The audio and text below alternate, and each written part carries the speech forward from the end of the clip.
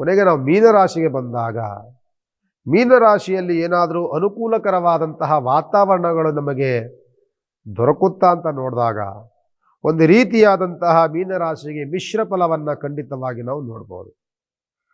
ಯಾಕೆ ಅಂದರೆ 7.5 ಮೀನರಾಶಿ ಇದ್ದರೆ ಜನ್ಮದಲ್ಲಿ ಯಾವಾಗ ಶನಿ ಗ್ರಹ ಬರ್ತಾರೋ ಒಂದು ರೀತಿಯಾದಂತಹ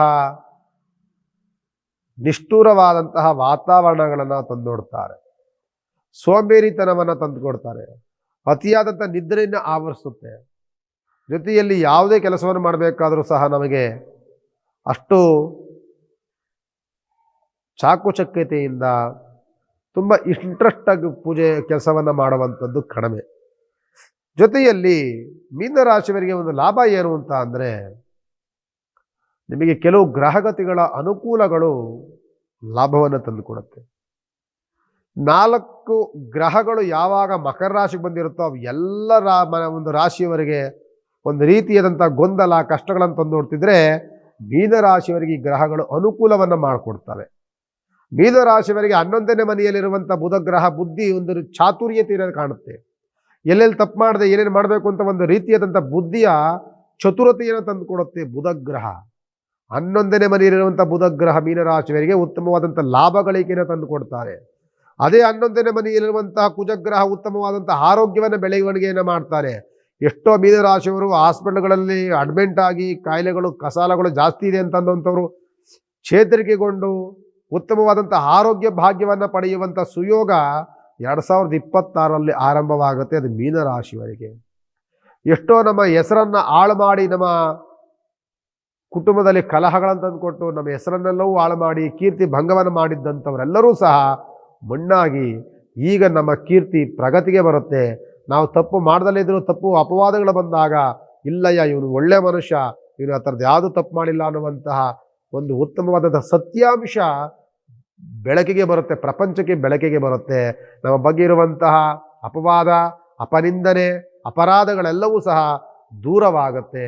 ಅದು ರವಿಯಿಂದ ಸಿಗುತ್ತೆ. ನಿಮಗೆ ಹಣಕಾಸಿನ ಹೂಡಿಕೆ ಏನು ಹಿಂದಿನ ವರ್ಷಗಳಲ್ಲೆಲ್ಲವೂ ಹಣಕಾಸಿನ ಹೂಡಿಕೆಯಲ್ಲಿ ಸ್ವಲ್ಪ ಸಮಸ್ಯೆಗಳು ಗೊಂದಲಗಳು ನಷ್ಟಗಳು ಲಾಸ್ ಆಗಿದ್ದಂಥ ವಾತಾವರಣವೆಲ್ಲವೂ ಸಹ 2025-26ನೇ ಇಸ್ವಿಯಲ್ಲಿ ಲಾಭದ ಮೇಲೆ ಲಾಭವನ್ನು ನೋಡುವಂಥ ದಿನಗಳು ನಿಮಗೆ ಆರಂಭವಾಗುತ್ತೆ. ಅದು ಮೀನರಾಶಿಯವರಿಗೆ ಸಿಗುತ್ತೆ.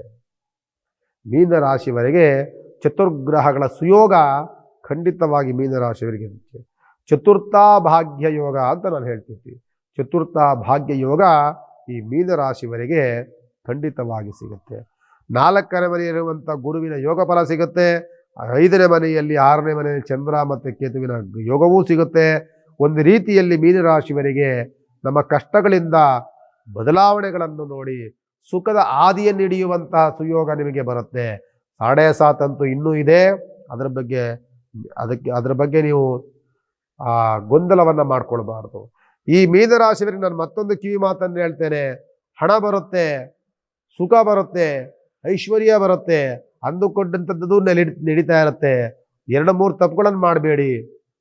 ಅತಿಕ್ರಮ ಮತ್ತು ಇನ್ನೊಬ್ಬರ ಜೊತೆಯಲ್ಲಿ ಅಕ್ರಮ ಸಂಬಂಧಗಳು, ಇನ್ನೊಬ್ಬರ ಆಸ್ತಿಗಳನ್ನು ಆವರಿಸ್ಕೊಳ್ಳುವಂಥದ್ದು, ಮೋಸ ಸುಳ್ಳು ವಂಚನೆ, ಸ್ತ್ರೀ ಸಂಬಂಧಪಟ್ಟಂತಹ ವ್ಯವಹಾರಗಳನ್ನು ಅಕ್ರಮಗಳನ್ನು ಅಕ್ರಮ ವಿಚಾರದ ಅಕ್ರಮವನ್ನು ಮಾಡ್ಕೊಳ್ಬೇಕಿರುವಂಥ ಯಾವುದೇ ವಿಚಾರಗಳನ್ನು ಖಂಡಿತವಾಗಿ ನೀವು ಮಾಡಬೇಡಿ.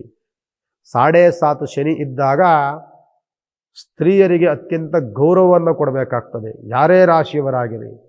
ಇನ್ನು 7.5 ಕುಂಭರಾಶಿಗಿದೆ, ಜನ್ಮದಲ್ಲಿರುವಂಥ ಶನಿಗ್ರಹ ಮೀನರಾಶಿಯವರಿಗಿದೆ ಮತ್ತು ಮೇಷರಾಶಿಯವರಿಗೆ ಆರಂಭವಾಗಿದೆ. 7.5 ಬಂದಾಗ ನಾವು ಮಾಡಬೇಕಾಗಿರುವಂಥದ್ದು ಸ್ತ್ರೀಯರನ್ನು ಗೌರವಿಸಬೇಕು. ಸ್ತ್ರೀಯರಿಗೆ ಅವಮಾನವನ್ನು ಮಾಡಬಾರ್ದು, ಸ್ತ್ರೀಯರನ್ನು ಕೆಟ್ಟದ್ದಾಗಿ ಬಳಸ್ಕೊಳ್ಬಾರ್ದು, ಅಕ್ರಮ ಸಂಬಂಧಗಳನ್ನು ಇಟ್ಕೊಳ್ಬಾರ್ದು, ಇನ್ನೊಬ್ಬರ ಆಸ್ತಿ ಮೇಲೆ ಕಣ್ಣನ್ನು ಹಾಕಬಾರ್ದು, ಇನ್ನೊಂದು ನನಗಿಲ್ಲದ ವಸ್ತುವನ್ನು ನಮಗೆ ಸಂಬಂಧಪಟ್ಟಲಿರುವಂಥ ವಸ್ತುವನ್ನು ನಾವು ಅದನ್ನು ಅಪೇಕ್ಷೆಯನ್ನು ಪಡಬಾರ್ದು. ಇಷ್ಟನ್ನು ಕರೆಕ್ಟಾಗಿ ನಾವಿದ್ದರೆ 7.5 ಶನಿಯೂ ಸಹ ಮೌನವಾಗ್ತಾರೆ. ನಮಗೆ ದೋಷದಲ್ಲಿ ಶಾಪವನ್ನು ಕೊಡುವಂಥ ಶನಿಯೂ ಸಹ ಕಷ್ಟವನ್ನು ಕೊಡುವಂಥ ಶನಿಯೂ ಸಹ ನಮಗೆ ಅನುಗ್ರಹವನ್ನು ಆಶೀರ್ವಾದವನ್ನು ಮಾಡ್ತಾರೆ. ಎಲ್ಲಿ ಸ್ತ್ರೀಯರಿಗೆ ಗೌರವವನ್ನು ಕೊಡ್ತೀರಿ, ಸ್ತ್ರೀಯರಿಗೆ ಎಲ್ಲಿ ನೀವು ಉತ್ತಮವಾಗಿ ನಡ್ಕೊಳ್ತೀರಿ, ಅವ್ರ ಜೊತೆ ಉತ್ತಮವಾದಂತಹ ಬಾಂಧವ್ಯಗಳನ್ನ ಇಟ್ಕೊಳ್ತೀರಿ, ಎಲ್ಲಿ ಸ್ತ್ರೀಯರನ್ನ ಗೌರವಿಸ್ತಿ ನಾವು ಸನ್ಮಾನಗಳನ್ನು ಮಾಡ್ತಿರ್ತೀವೋ ಅಂಥ ಜಾಗದಲ್ಲಿ ಶನಿ ಯೋಗ ತುಂಬ ಚೆನ್ನಾಗಿರುತ್ತೆ. ಅದು ಮೀನರಾಶಿಗೆ ನಾನು ಮತ್ತೊಮ್ಮೆ ಅದನ್ನೇ ಹೇಳುವಂಥದ್ದು. ಮೀನರಾಶಿಯವರು ಜನ್ಮದಲ್ಲಿ ಶನಿ ಇದ್ದಾರೆ, 7.5 ಇನ್ನೂ ನೀವು ಇದ್ದೀರಿ.